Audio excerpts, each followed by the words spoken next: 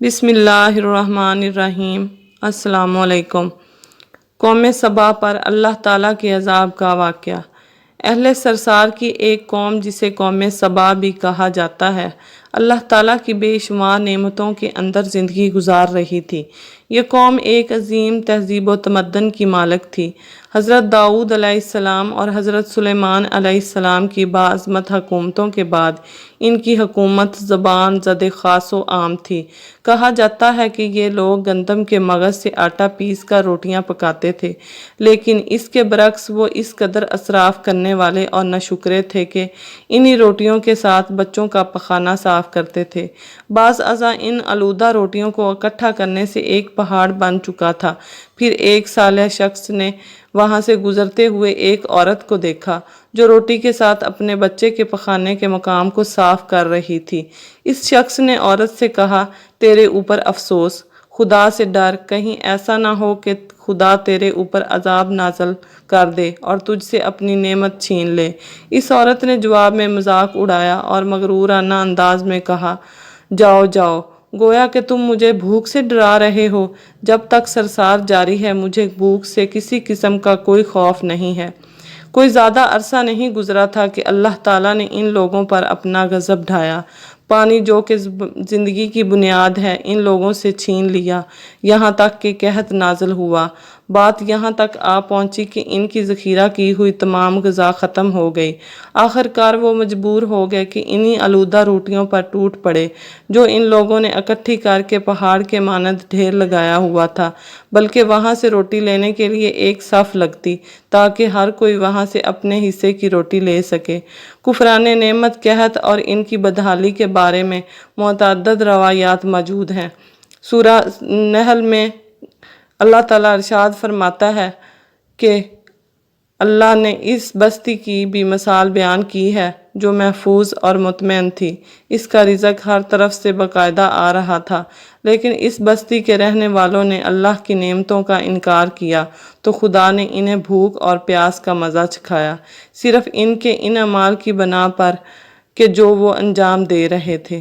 اور یقیناً ان کے پاس رسول آیا تو ان لوگوں نے ان کو جھٹلایا، تو پھر ان تک عذاب آ پہنچا۔ یہ سب ظلم کرنے والے تھے۔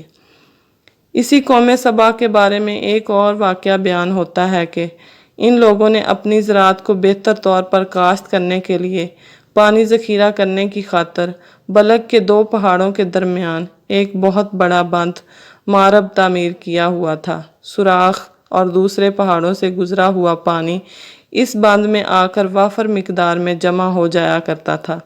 قوم سبا نے اس پانی سے صحیح طور پر استفادہ کرتے ہوئے وسیع و عریض اور بہت سے خوبصورت باغات لگائے اور کھیتی باڑی کو رونق بخشی۔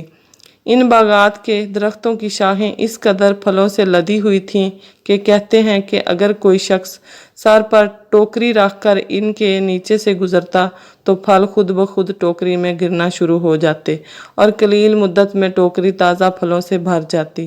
لیکن نعمتوں کی کثرت نے انہیں شکر کرنے کی بجائے سرمست اور غافل کر دیا تھا، یہاں تک کہ ان کے درمیان بہت بڑا طبقاتی نظام وجود میں آ چکا تھا۔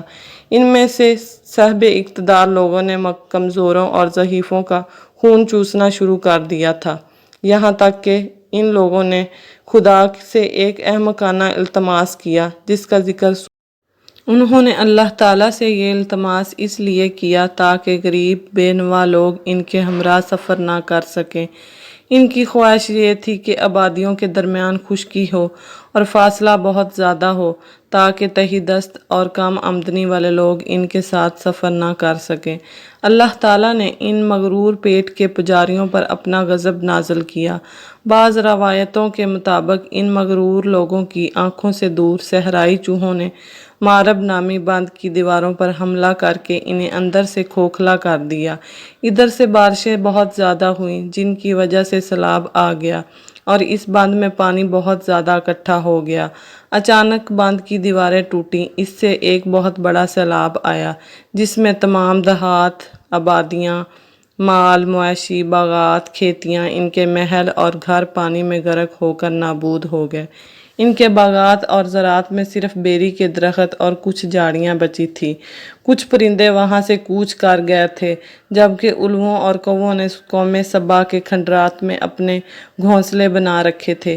اس بات کا ذکر سورہ سبا کی آیت نمبر 15 اور 16 میں ملتا ہے، اور آخر میں سورہ سبا کی آیت نمبر 17 میں قرآن کریم میں اس واقعے کا یوں نتیجہ نکالا ہے: یہ ہم نے ان کی ناشکری کی سزا دی ہے، اور ہم ناشکروں کے علاوہ کسی کو سزا نہیں دیتے۔